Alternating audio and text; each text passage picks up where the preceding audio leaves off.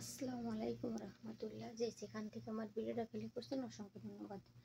তো একজন হুজুর একটা গজলের নকল করেছে। তার নকল করে কি বলতেছে চলেন ভিডিওটা আগে একটু আমরা শুনি, পরে আমি কিছু কথা বলতেছি, সাথে থাকবেন ইনশাআল্লাহ।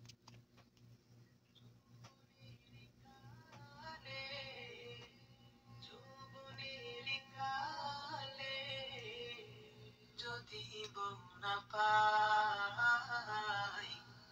বুড়ো বয়সে, বউয়ের দরকার নাই বুড়ো বয়সে,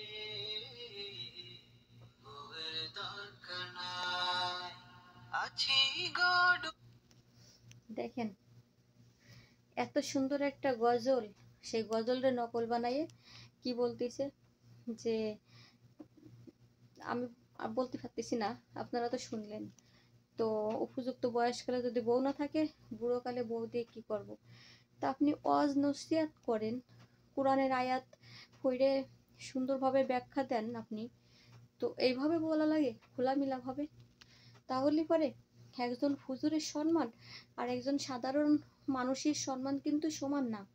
একজন সাধারণ মানুষের থেকে একজন হুজুরের সম্মান দ্বিগুণ দ্বিগুণ।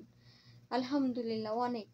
সবাই কিন্তু হুজুরদেরকে সম্মান করে, সবাই কিন্তু সাদা সাদা পোশাক, পাঞ্জাবি, টুপি, বোরকা, জুব্বা, হিজাব এগুলোর সম্মান সবাই করে। যে নামাজ পাঁচ ওয়াক্ত না পড়ে না, সেও কিন্তু এগুলোর সম্মান করে। তো একজন হুজুর যদি একটা অশ্লীল কথা বলে, একটা হুজুর যদি সুন্দর একটা গজলের সাথে যদি অন্যরকম অন্য কোনো কিছু দিয়ে যদি জীবন আর যৌবনের কথা বলে যদি সে গান বানিয়ে যদি ছাড়ে, তা কেমন লাগে বলেন? খুবই খারাপ লাগে শুনতে।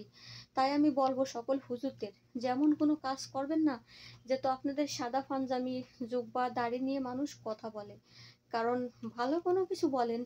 এমনি তো মানুষ সবাই বলে আমি ইমানদার ব্যক্তি, আমার ইমান ঠিকই আছে, অথচ অশ্লীল কাজ একের পর এক করতেছে, আবার সে ইমানের দাবি করে। হ্যাঁ, ইমান মানে তো বিশ্বাস, আর বিশ্বাস মানে আল্লাহ তাআলা যে কাজগুলো করার কথা বলেছে আর যে কাজগুলো নিষেধ করেছে, সে নিষেধাজ্ঞা মানতে হবে, আর যে কাজগুলো ফরজ করে দিয়েছে ফরজ বলে মানতে হবে।